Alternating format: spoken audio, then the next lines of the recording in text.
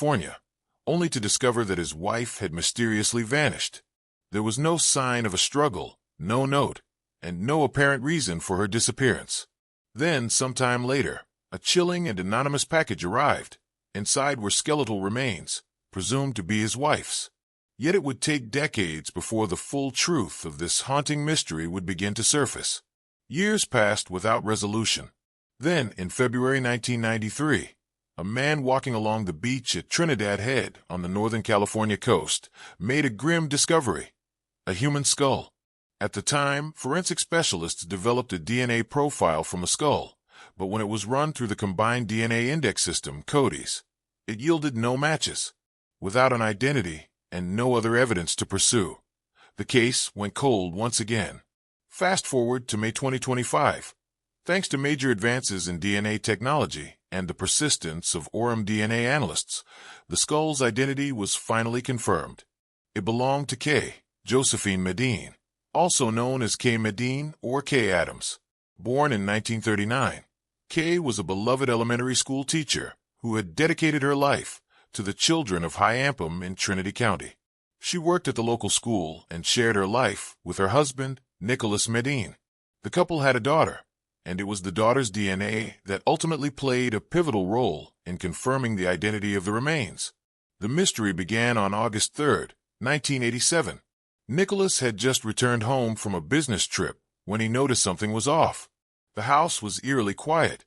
Kay's purse, glasses, and car were still at home, items she would never leave behind if she had stepped out willingly. Deeply unsettled, Nicholas contacted law enforcement to report his 48-year-old wife as missing. He described the eerie silence that greeted him and the unexplained absence of Kay. The Trinity County Sheriff's Office responded promptly, conducting a thorough search of the Medine property and the surrounding forested areas in remote Northern California. Despite their exhaustive efforts, no trace of Kay could be found. The investigation moved into full gear, with officers interviewing friends, neighbors, and family in hopes of piecing together Kay's last known movements. Nothing in her behavior or recent activities indicated that she had plans to leave or that anything was troubling her. The total absence of any sign of struggle or forced entry at the home only deepened the enigma. Word of Kay's disappearance quickly spread throughout the close-knit community. Locals rallied to support the search, combing the dense and rugged terrain of the Trinity Mountains. Volunteers navigated steep slopes, thick woods, and treacherous ground in hopes of finding even a shred of evidence. Yet day after day, no new leads emerged. The weeks turned into months, and hope slowly gave way to unease. Then, in November of 1987, several months after Kay had vanished, the investigation took a chilling turn. The Humboldt County Sheriff's Department received an anonymous package containing some of Kay's skeletal remains, along with a disturbing letter. The letter included specific directions leading investigators to a remote area near a road roughly 45 miles from Kay's home. Acting on the tip, law enforcement traveled to the indicated site and discovered additional skeletal remains. These would soon be confirmed via dental records as belonging to Kay Medine. It was the first physical confirmation that she had met a tragic fate. While this discovery brought some clarity, it raised more questions than it answered.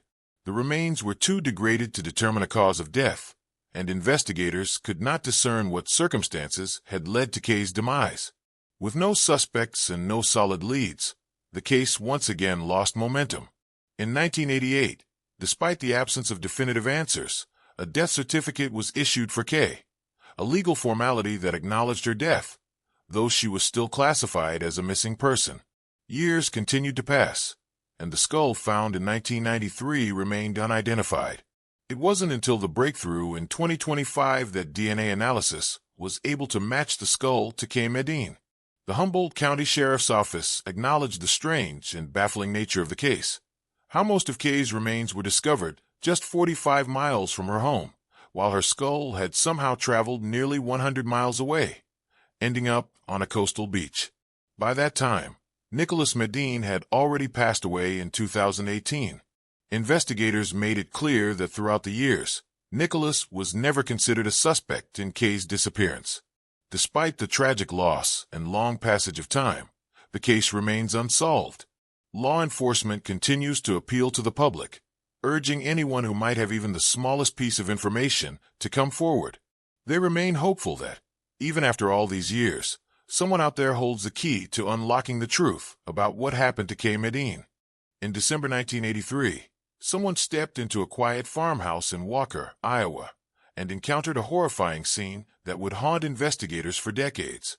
Despite the immediate launch of an investigation, the trail soon went cold. Ronald Lee Novak, the man whose life was so violently cut short, was born on November 11, 1959, to Robert and Marguerite Novak in the southwest part of Cedar Rapids, Iowa. The youngest of 7 children, Ronald grew up in a large working-class family, surrounded by siblings and grounded in Midwestern values. He attended Jefferson High School, graduating in 1978. As he entered adulthood, Ronald remained close to his roots. By the early 1980s, he had made a home for himself in the rural outskirts near the small town of Walker, just outside Center Point, Iowa. He found steady work in construction and mechanical repair, relying on his hands and practical skills to make an honest living. The quiet of the countryside suited his reserved nature. Though private, Ronald maintained strong ties with his family and a tight circle of friends. By December 23, 1983, Ronald was preparing for the holidays. It was the eve of Christmas Eve, and the 24-year-old looked forward to celebrating with his loved ones. He had plans to spend time with his family and his girlfriend, and both she and his best friend, Dale Lever, were expected to visit him later that evening. But by the morning of December 24th, Ronald's life had come to a shocking and violent end. A friend arrived at his home and discovered a brutal crime scene. Ronald lay dead in an unheated room of the house, the apparent victim of a robbery or burglary gone horribly wrong. His hands were bound behind his back, and his body bore signs of severe trauma. He had been beaten repeatedly with 2 hammers and a golf club. Both weapons were found near his body, and he had been shot once in the upper right arm with a .22 caliber handgun. The sheer brutality of the attack was chilling. Yet perhaps even more heartbreaking was the sight of Ronald's 3 loyal dogs, huddled around his lifeless body in the freezing cold, visibly shivering and refusing to leave his side. Shaken by the discovery, the friend immediately alerted the authorities. When officers arrived, they were met with a scene of extraordinary violence. Detectives quickly launched an investigation, noting evidence of a fierce struggle. Blood was splattered across the room, suggesting Ronald had fought desperately to defend himself. His cordless phone was found discarded near the golf club and hammers, as though he had tried to call for help but had been overpowered. His wallet was missing, a clue that pointed toward robbery as a motive. Ronald's brother, Don Novak, told investigators that Ronald often carried several $100s in cash, which was nowhere to be found. Police also noticed a broken window in the kitchen door, indicating that one of the intruders may have attempted to force entry. Strangely, the door remained locked, and Ronald's loaded shotgun, which he typically kept nearby, had not been touched. These inconsistencies raised troubling questions. How had the intruders gained access? Why hadn't Ronald defended himself with the firearm he usually kept close? As investigators combed through the home, they uncovered even more disturbing elements. In Ronald's bedroom, they found a small suitcase containing $32,000 in cash. Nearby, a green duffel bag held approximately $7,650 worth of marijuana. These discoveries complicated the narrative, suggesting motives that extended beyond simple theft. Yet as strong winds swept across the rural property that day, any trace evidence, particularly footprints, was quickly lost to the elements. No fingerprints were recovered, and none of the neighbors reported seeing or hearing anything unusual that night. The autopsy confirmed the savage nature of the attack. Ronald had died from a combination of blunt force trauma, a gunshot wound, and exposure to freezing temperatures. In the days that followed, detectives interviewed Ronald's known associates and compiled a list of what they described as good suspects. Despite their efforts and numerous leads, the investigation stalled due to a lack of physical evidence. The case eventually went cold, but decades later, renewed determination and technological progress breathed new life into Ronald Novak's unsolved murder. Advances in forensic science allowed investigators to revisit key pieces of evidence, collected back in 1983. Preserved blood samples and one of the hammers used in the attack were submitted for modern DNA testing. By May 2025, those efforts paid off. A breakthrough emerged when a DNA match was made to 64-year-old Michael Shepard of Fairview, Oregon. The identification was the result of a combination of traditional laboratory analysis and genealogical DNA techniques. Touch DNA and blood evidence were discovered on Ronald's clothing and on one of the hammers, meticulously preserved for over 4 decades. DNA Labs International conducted the forensic analysis, while Parabon Nanolabs provided the genealogical insight that ultimately led investigators to Shepard as a primary suspect. According to authorities, Shepard likely did not act alone. The investigation suggests that Shepard, along with one or more unidentified accomplices, went to Ronald's rural home that night with the intent to rob him, motivated by the large amounts of cash and marijuana known to be in his possession. What may have begun as a robbery quickly escalated into a brutal, fatal assault. Ronald was bound, beaten, shot, and left to die in the freezing cold. In May 2025, Michael Shepard was arrested in Oregon through a coordinated effort between local and federal law enforcement. He was formally charged with first-degree murder and extradited to Lynn County, Iowa, where he is currently being held in the Lynn County Correctional Center. His trial is scheduled to begin on February 24, 2026.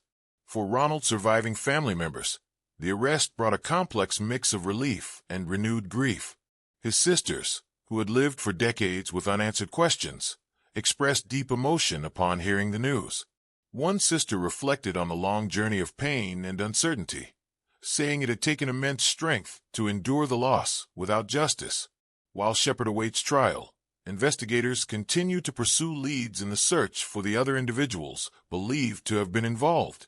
For Ronald's family, the hope now is for full accountability, and that, at long last, the silence surrounding his brutal death will be broken.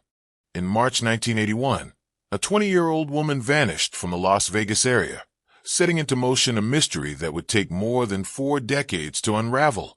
Vicki Radig, born in 1961, had spent her childhood in Boulder City, Nevada, a quiet community not far from the dazzling lights of Las Vegas. She attended Boulder City High School, where she quietly made her way through her teenage years with grace, building lasting relationships along the way. Vicki graduated in 1977 and, by early 1981, had begun to establish her adult life in Las Vegas. She found local employment and appeared to be settling into her new chapter with stability and hope. At the time, Vicki was in a romantic relationship with Walter Bradley Daint.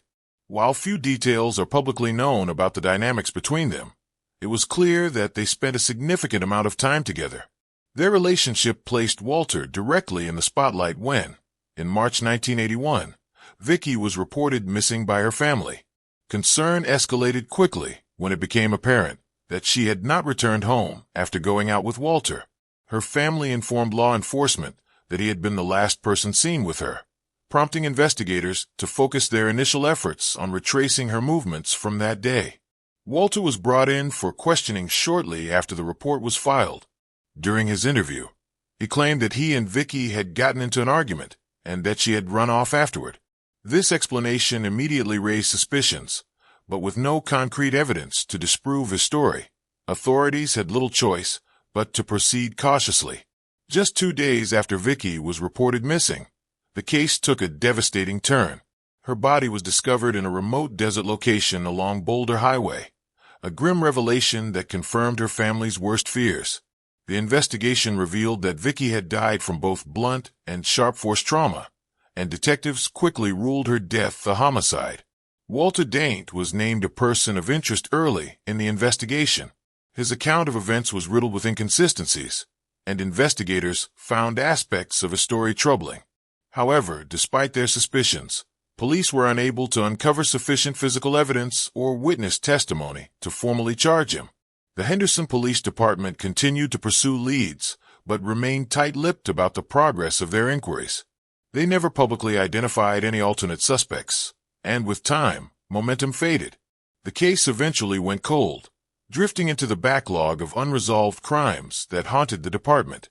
Then, in 2021, 40 years after Vicky's murder, the case was pulled from the archives for a fresh review. Advances in forensic technology offered new hope. DNA swabs collected during Vicky's original autopsy were re-examined using modern techniques. The results were conclusive. The DNA profile matched Walter Bradley Daint.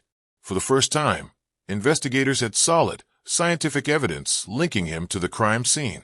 It was a pivotal breakthrough in a case that had remained dormant for decades. The momentum carried into 2022 and 2023 as investigators submitted additional pieces of evidence from the original case for expanded forensic testing.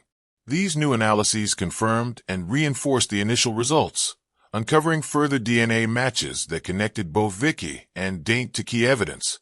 With this, the investigators were finally able to construct a compelling case narrative, one that had long pointed toward Daint, but now had the physical proof necessary to support it. Armed with these findings, the Henderson Police Department presented the evidence to the Clark County District Attorney's Office. In April 2025, following a thorough review of both the forensic data and the historical record of the investigation, the DA's office agreed with police conclusions. Walter Bradley Daint had been the only viable suspect ever identified. What had once been a cloud of suspicion had now become a scientifically supported conclusion. However, one critical detail changed the trajectory of any potential legal proceedings. Investigators discovered that Daint had died in 2007, nearly 2 decades before the DNA results confirmed his involvement. His death effectively closed the door on any possibility of prosecution or justice in a courtroom. Yet, law enforcement did not view the case as futile. While there would be no trial or conviction, the new evidence brought long-awaited clarity. The Henderson Police Department notified Vicky's surviving family members of the recent developments, giving them answers they had been denied for more than 40 years. Though nothing could undo the pain of her loss, and no one would stand trial for the crime, Vicky's case was no longer unsolved. A name had been confirmed, a truth brought to light, and silence, at long last, had been replaced by resolution.